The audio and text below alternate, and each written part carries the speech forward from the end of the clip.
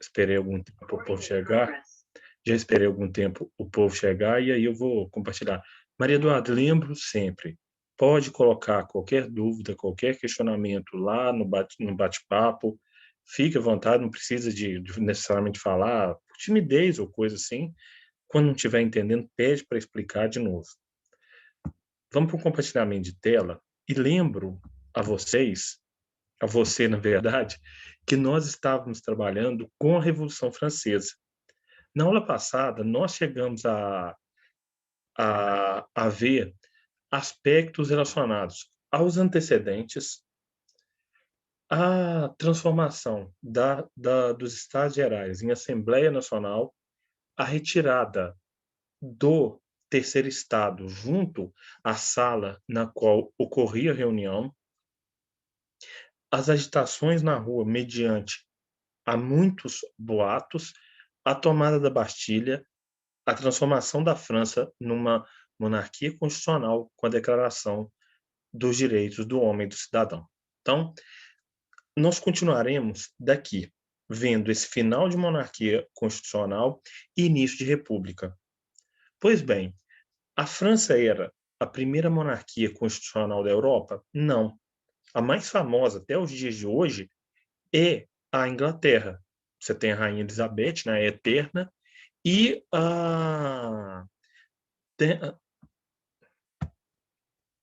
no qual ela é a chefe de Estado, mas quem comanda o governo é o primeiro-ministro, né? Atualmente lá o Boris Johnson. Boa noite, Gustavo. No caso de uma monarquia constitucional, é admitida a figura do rei, mas ele, como qualquer outro indivíduo, está submetido ao poder da lei. E assim ficou Luís XIV naquele momento, submetido, Luís XVI naquele momento. Continuando aqui, a partir dos pontos, temos agravamento da crise econômica e perturbações que tomavam conta do país. O rei e parte da nobreza emigrada tramavam com a Áustria e a Prússia a reação contra os revolucionários, assim como parte das nações europeias. Desejo de conter o movimento francês antes que se expandisse pelo restante do continente. Declaração de guerra aos estrangeiros por parte do rei aos inimigos da Revolução em abril de 1792.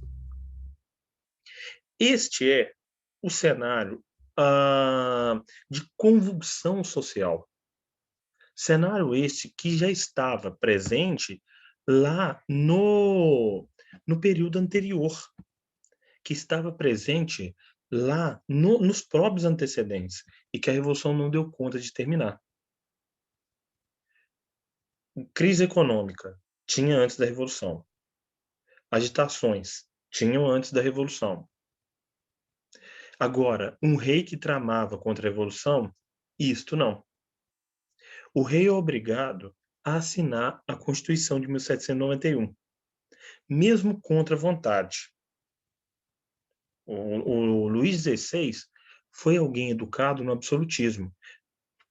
Fazendo uma comparação bem grotesca, é como você pegar a geração dos 60 anos e a geração dos 20 anos debatendo sobre questões de homossexualidade, gente. Os 60 anos vão acreditar que aquilo é pecado, que aquilo é problema e outras coisas mais. Vocês, por exemplo, já aceitam numa condição muito melhor do que alguém que tem 60 anos. Assim também era aquele momento. O Luís XVI foi alguém educado dentro do absolutismo. As ideias absolutistas circulavam pela Europa desde o século XIII e XIV. Ele foi educado acreditando que ele era o representante de Deus na Terra, enquanto os revolucionários eram as pessoas que debatiam e, por vezes, liam Rousseau, Voltaire, Montesquieu, John Locke. Então, todos estes aqui Esse choque de mentalidades acabou levando ao quadro revolucionário.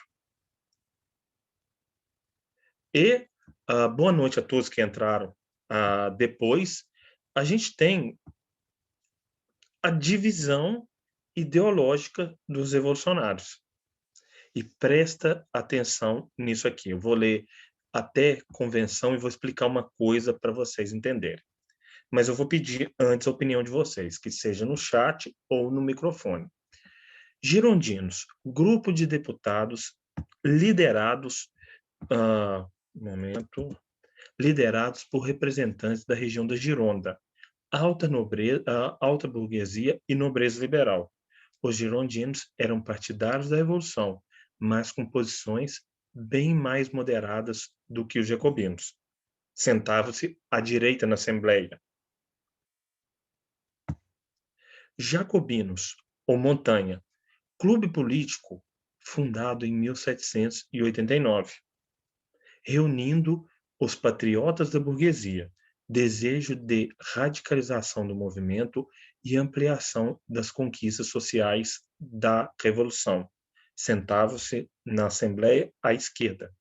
Divisão da burguesia, as ameaças estrangeiras e as tentativas de conspiração por parte do aumento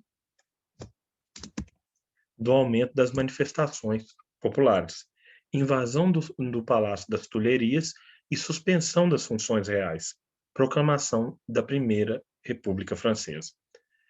Gente, hoje em dia, quando se fala em partidos de esquerda e em partidos de direita, o que caracteriza um partido de esquerda e um partido de direita?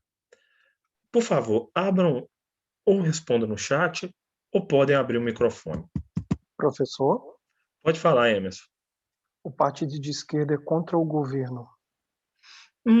Necessariamente essa é a oposição, e Uhum. não o partido de esquerda. O partido de esquerda, na verdade, Emerson, ele tem uma característica, né, aí dentro das várias esquerdas existentes, nós temos os próprios comunistas, que acreditam, né, no fim do Estado, tudo comum a todos e tudo mais, seguindo as ideias de Karl Marx. Nós temos os sociais-democratas. O que os sociais-democratas no que os sociais-democratas acreditam? Eles acreditam numa maior participação do Estado na vida do indivíduo. Em quais setores? Saúde, educação, assistência social. Então, nesses setores, o Estado tem que estar presente na vida do indivíduo. Também é um outro grupo de esquerda. Tem um grupo mais central, que acredita um pouco, né, na participação do Estado na vida das pessoas, mas acreditando que o Estado não pode ter empresas e outras coisas mais. E o grupo da direita. O que seria atualmente os partidários de direita? Acreditam que o Estado não deve interferir na economia. Então, é a ideia, né, do deixe fazer, deixe passar, o mundo vai por si mesmo, lá do Adam Smith. Acreditam, né, que se o Estado não interfere na economia, ele deve cobrar menos impostos. Eles defendem, né, uma redução de impostos para a população e defendem um enxugamento de todos os serviços sociais, todos os serviços públicos, como educação, saúde, tecnologia e outras coisas mais. Então, meninos, basicamente isso é atualmente esquerdas, e aí tem que ser no plural, e direitas, tem que ser no plural. E ele, aquele que não pode ser nomeado, ele se encontra onde? Ele se encontra aqui, ó. Eu já estou colocando quase na visão que não dá para vocês verem, né?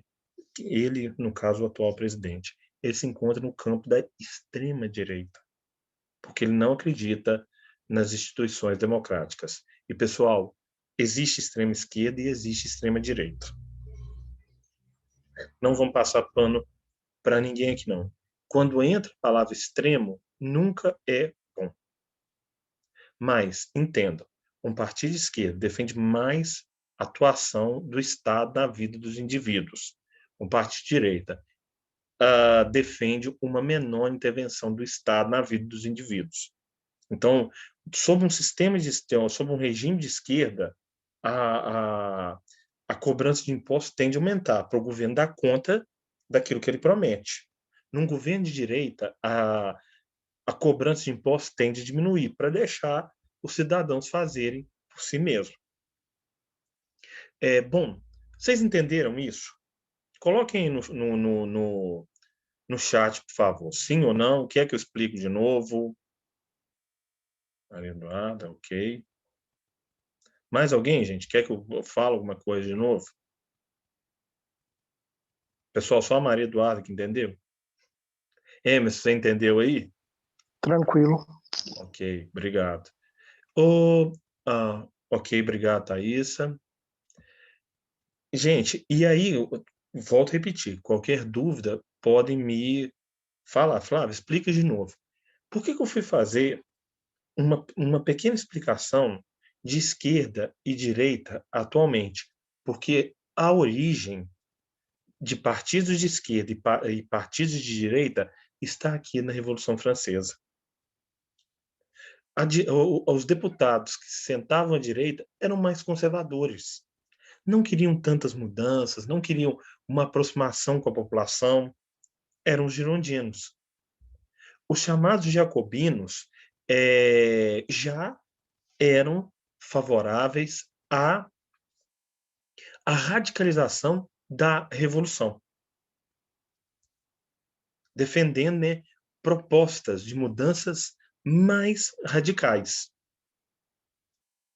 E aqui, naquele momento, começa uma divisão entre esses dois campos. Divisão essa que aumenta quando o rei é degolado, que nós vamos ver daqui a pouco. Quando o rei é decapitado, condenado à morte. E, meninos, todos aqui, invasão do Palácio das Tulherias e suspensão das funções reais.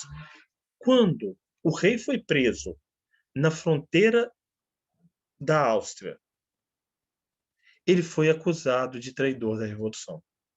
E por que ele foi para justamente a fronteira da Áustria? Porque a esposa dele, a rainha Maria Antonieta, era filho do rei Francisco da Áustria. Então ele ia buscar apoio do sogro dele para montar um exército e destruir o exército revolucionário.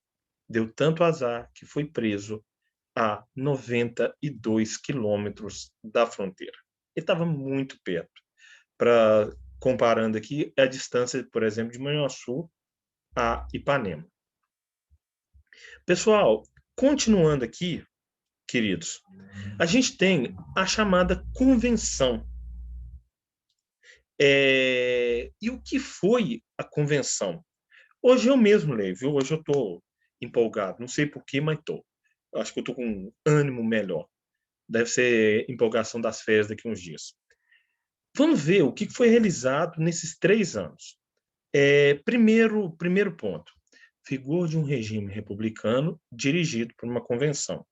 Convenção, Assembleia de Deputados, eleita por sufrágio universal masculino. Abolição da monarquia e criação do Comitê de Segurança e de Vigilância. Vitórias do exército francês sobre o Império Austríaco, a Renânia e a Sardenha. Dificuldades vividas pela população mais pobre que voltou a reivindicar direitos. Insatisfação do clero e da nobreza refratária. Julgamento e execução de Luís XVI em 21 de janeiro de 1793 e de Maria Antonieta poucos dias depois. Bom, convenção. Colocando aqui no chat. Período de domínio dos jacobinos. Aqui, naquele momento, os membros da esquerda. E aí eles radicalizam o negócio mesmo. Primeiro, com a abolição da monarquia. o rei é preso e é julgado por traição. Por conta dessa traição do rei, que até então era a principal autoridade política da França, foi fundado o Comitê de Segurança e de Vigilância. Qual era a função do comitê? Espionagem. Suponhamos, vamos supor que eu era um membro do comitê. Eu fiquei sabendo que o Gustavo anda conversando ali com a Maria Eduarda e os dois estão tramando alguma coisa contra os quadros revolucionários. Ah, é mesmo? É? Então joga eles na cadeia. Ah, eu acho que a Nicole também, acho que ela teve um dia que ela andou com aquele povo. Joga na cadeia. Paulo, Thaísa e Daniel também. Então joga todo mundo na cadeia. A função do comitê era investigar supostos atos de ações contra-revolucionárias. Qual foi o problema do comitê? A paranoia. Chegou num ponto, pessoal, que muitos inocentes começaram a perder a vida na radicalização do processo revolucionário. Mas a gente não chegou aqui ainda não. Bom, execução do Luís XVI, em 21 de janeiro de 1793. Gente, eu juro que eu vou tentar falar isso do modo mais tranquilo possível, até mesmo porque o meu vizinho aqui da frente é bolsonarista. Ô, meu pai é tenso. Não, mas agora falando sério mesmo. Se Sem juntaram, problema. que é verdade, ô Emerson, é verdade. O, gente, se juntaram partidos diversos, PSDB, PT, entre outros, com o tal do super pedido de impeachment do Bolsonaro. Então, o que está unindo esses grupos tão diferentes neste momento? O fato deles não desejarem mais o governo Bolsonaro. Contudo, quando ele cair, e um dia ele vai cair, não sei que dia, que hora, que momento, pode ser daqui a um ano, pode ser daqui 5, pode ser não sei daqui quantos anos, esses grupos, cada qual vai para o seu lado. E assim funciona a política. Por que eu fiz essa viagem no presente? Para destacar o que acontecia neste momento francês. O rei Luís XVI era um objeto de ódio, principalmente no início do processo revolucionário.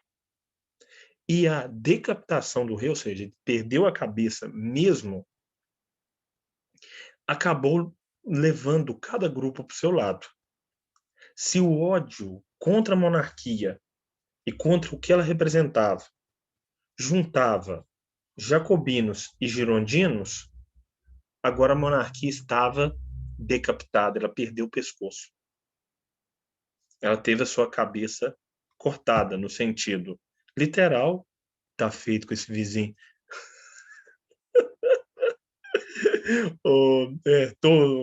Imagina, bem por aí, Paulo.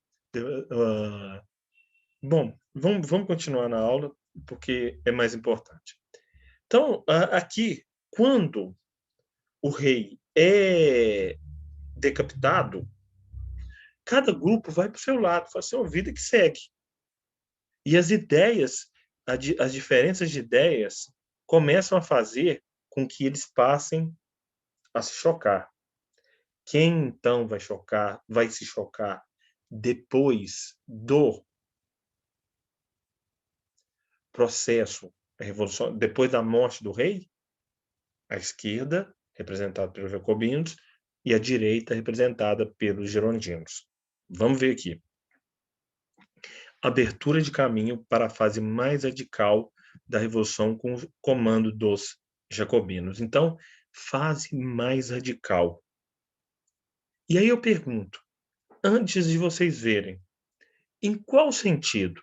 Me respondam no chat ou abram o microfone. Em qual sentido que eles foram radicais? Que vocês acham, eles foram radicais. Qual sentido? Numa palavra, eles foram radicais em reformas, não sei o quê.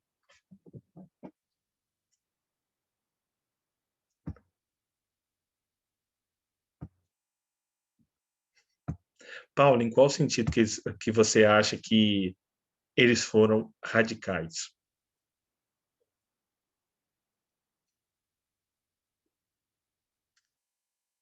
Pode colocar no chat aí.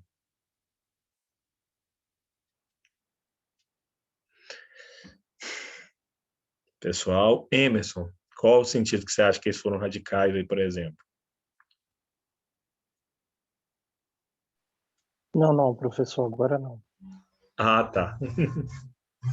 Pessoal, nós vamos ver, mas eles foram radicais na perseguição. Vamos ver aqui a chamada República Jacobina.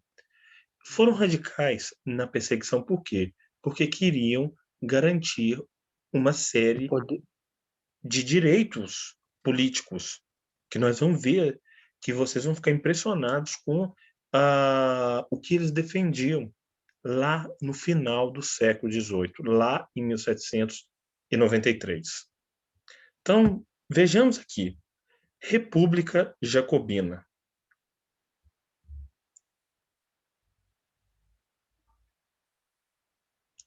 República Jacobina, radicalização dos princípios da Declaração dos Direitos do Homem e do Cidadão. Apoio dos sans-culottes. Eu peço a vocês aí para pegarem a página 64, a apostila na página 64 de vocês, para vermos o que eles desejavam, ou quais as medidas que eles tomaram em praticaram durante o seu período de estabelecimento do poder. Apoio dos sans-culottes, insatisfação girondina com movimentos de contestação por toda a França e instituição do terror. Liderança de Robespierre junto ao Comitê de Salvação Pública, prisão dos supostos inimigos da Revolução. Então, gente, foi no governo jacobino que eles instituíram uma reforma agrária, foi no governo jacobino que eles instituíram o voto secreto e universal masculino, e foi no governo jacobino que eles instituíram o fim da escravidão nas colônias. Gente, isso é 1793. Medidas estas que só foram efetivadas, né, foram conquistadas na prática mesmo, lá no século XIX, lá pela segunda metade do século XIX. Flávio, mas eles instituíram essas medidas. Por que não foi para frente? Porque eles não tiveram tempo para consolidar. Principalmente a oposição agora dos girondinos, o Prenem, vai fazer com que a paranoia aterrorize as pessoas. Eles pensavam o seguinte: olha, nós temos as melhores ideias do mundo, nós temos boas ideias, realmente naquele momento eram boas mesmo. Terminar com a escravidão, realizar a reforma agrária, instituir voto secreto e universal masculino eram ideias muito boas para aquele momento. Contudo, não podemos deixar que outros venham nos atrapalhar. Sob o comando do Maximilien Robespierre, o Comitê de Salvação Pública cortou o pescoço. Em nome do quê? Em nome da Revolução. Ou em nome da causa.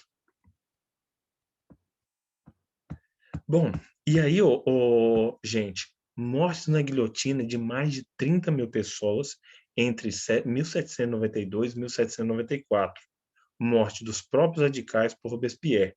Perseguição aos moderados e aos enraivecidos.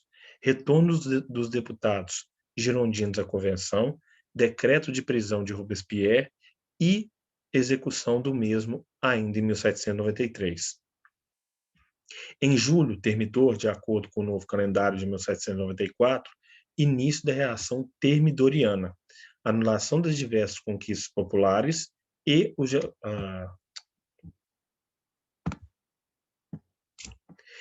jacobinos passaram a ser perseguidos a partir do novo momento.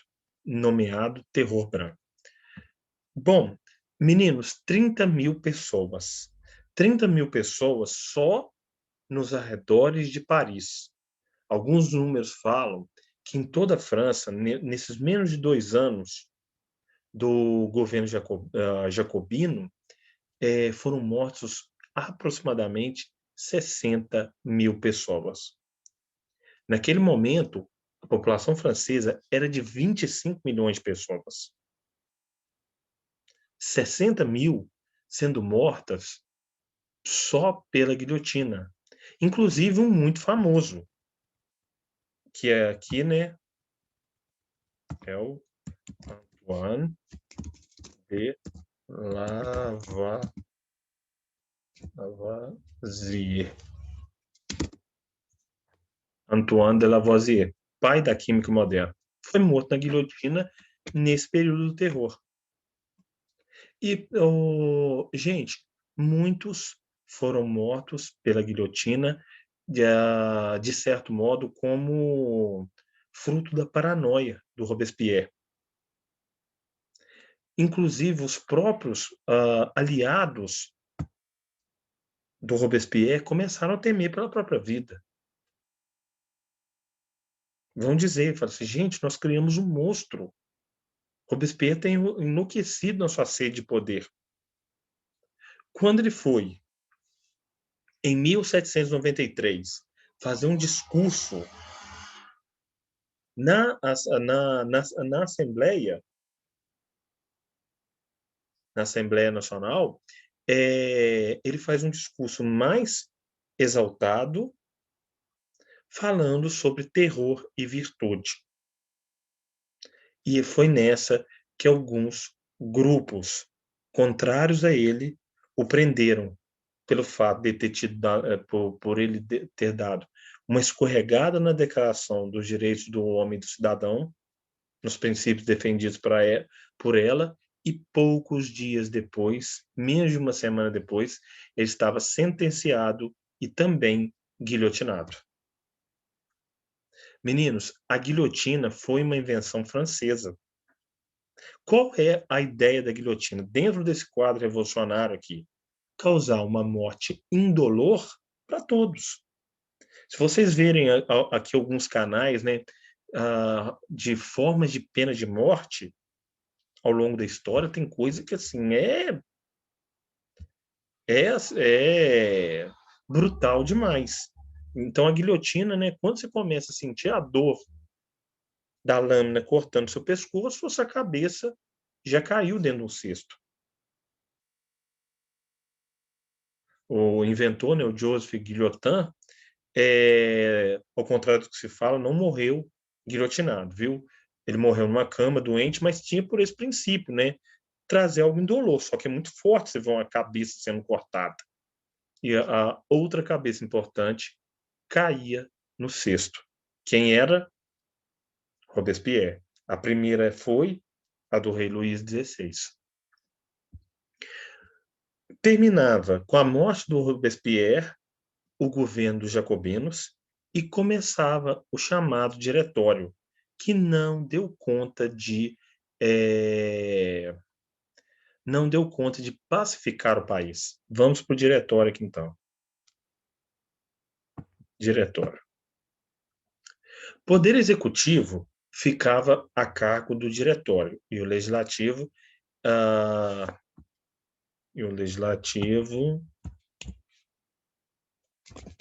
foi dividido em duas câmaras, Conselho dos 500 e dos Anciões. Altos cargos ocupados principalmente por membros ligados à alta burguesia, banqueiros e grandes financistas. Contenção da contra-revolução e aparecimento da figura do general Napoleão Bonaparte. Conspiração dos iguais. O que era uma conspiração dos iguais, né? Era uma revolta, era uma rebelião de grupos ligados aos jacobinos que pediam a volta da Constituição de 1793, igualdade social, divisão das terras entre os camponeses, ascensão das classes populares ao poder político. derrota dos iguais e execução de Graco-Babô. Nova crise interna gerada por escândalos de corrupção e manutenção do exército em guerras contra nações europeias. E, gente, o governo jacobino ficou aqui mais 4 anos no poder. Nessa brincadeira toda, nós já tínhamos, então, 10 anos de revolução. E não se chegava a lugar nenhum. Os setores populares clamavam por uma liderança. E os setores enriquecidos clamavam também por uma liderança. Era preciso encontrar alguém que atendesse às ânsias populares, os anseios, as ansiedades populares e as necessidades da alta burguesia. Quem foi esse alguém? Napoleão Bonaparte. O homem que chegou com 24 anos de idade à condição de general. E, meninos, o canal Story Tour, esse mês, para quem gosta, eu sei que vocês não têm muito tempo, mas vale a pena dar uma olhada, Story Tour.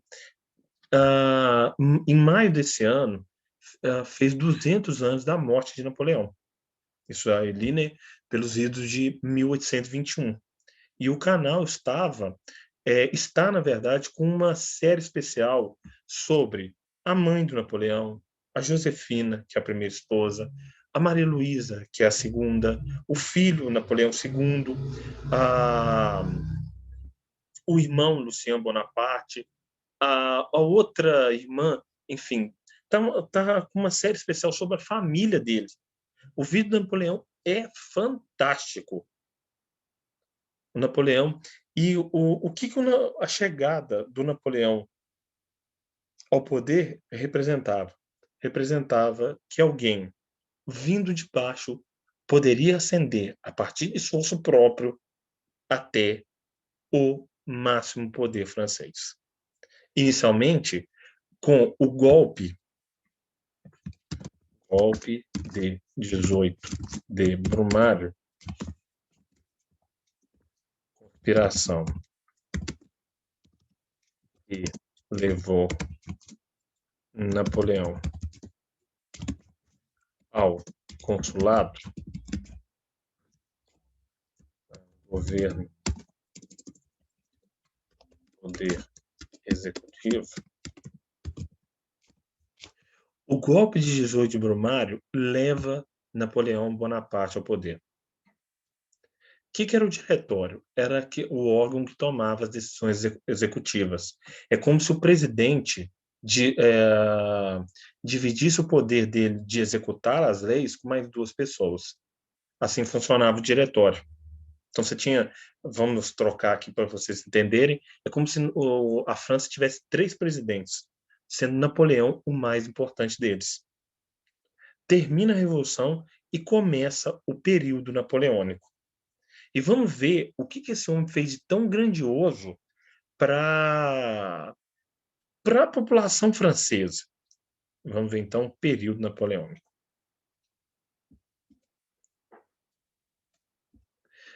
Lembrando, esse período napoleônico aí eu falo sempre do Napoleão Bonaparte, vai de 1799 a 1815. Período de expansão francesa pela Europa. Expansão dos ideais franceses a partir da expansão napoleônica e transformações que atravessaram o Oceano Atlântico. Instituição do Código Civil Napoleônico.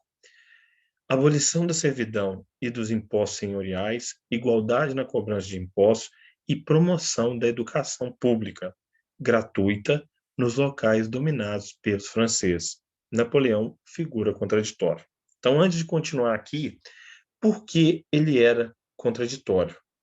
Ao mesmo tempo que ele promoveu o Código Civil que influencia a Europa até os dias de hoje, com as ideias de igualdade perante a lei, com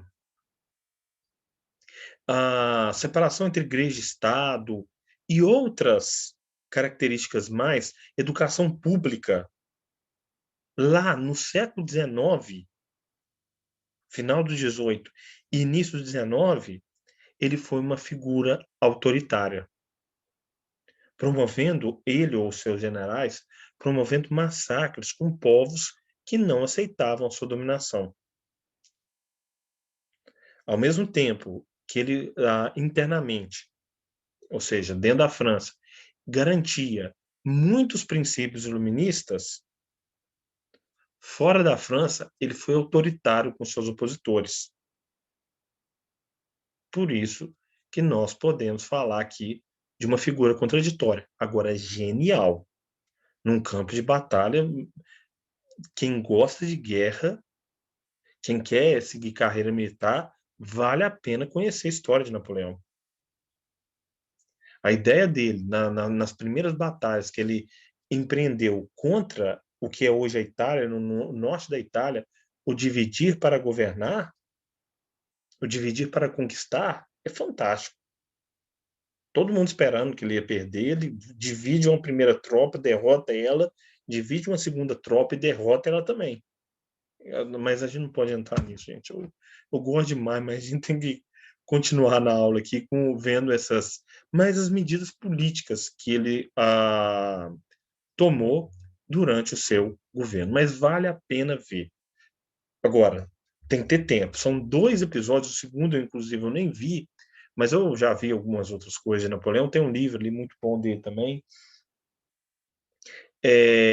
Vale a pena ver, para quem gosta, que veja em partes, História e Tudo, Napoleão Bonaparte. São duas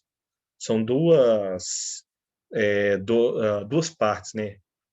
Cada uma tem 1 hora e pouco, 1 hora e 5, 1 hora e 4 minutos, aproximadamente. Mas aí, vocês aqui, com o Enem e tudo mais, eu entendo que não tem tempo, eu vou deixar passar. Consulado. Então, os primeiros anos de governo dele ficaram conhecidos como consulado. E olha só, gente, nós temos Constituição de 1791, 1793, 1795 e 1799.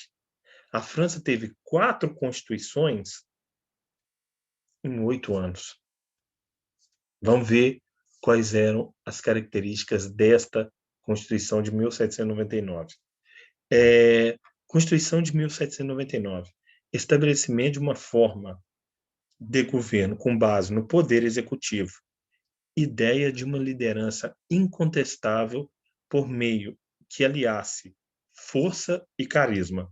Poder dividido entre 3 cônsules. Napoleão era o principal.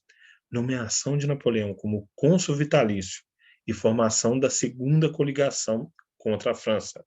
Medidas econômicas. Criação do Banco da França, criação de uma nova moeda, o franco que funcionou até no ano 2000 na França, sendo substituído pelo euro. Criação da Sociedade de Fomento à Indústria. Criação dos liceus, com ensino primário obrigatório e concordata com a Igreja Católica. Código Civil Napoleônico. Garantia de liberdade individual. Existência de um Estado secular porque separava igreja de Estado. Garantia da propriedade privada. Instituição do casamento civil. Proibição de greves e sindicatos. Tutela do marido sobre a mulher e os filhos.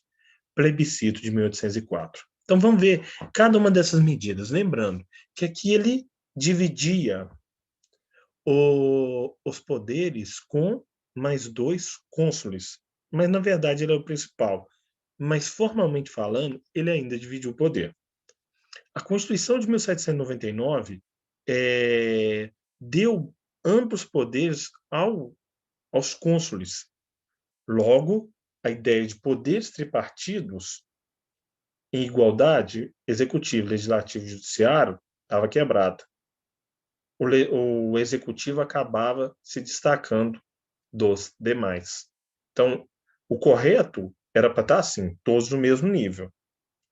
Mas estava assim, poder executivo acima dos demais. E muito centralizado na própria figura dele. E, meninos, Napoleão não era um estudioso só de guerras. Napoleão era um estudioso de história, de natureza, de engenharia.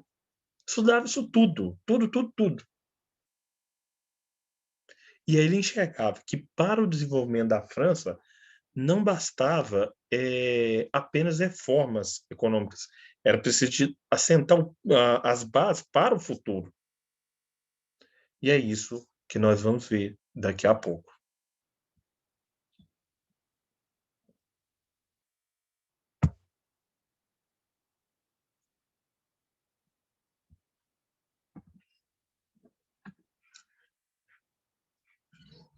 Pessoal, pode entrar no próximo chat lá, tá bom?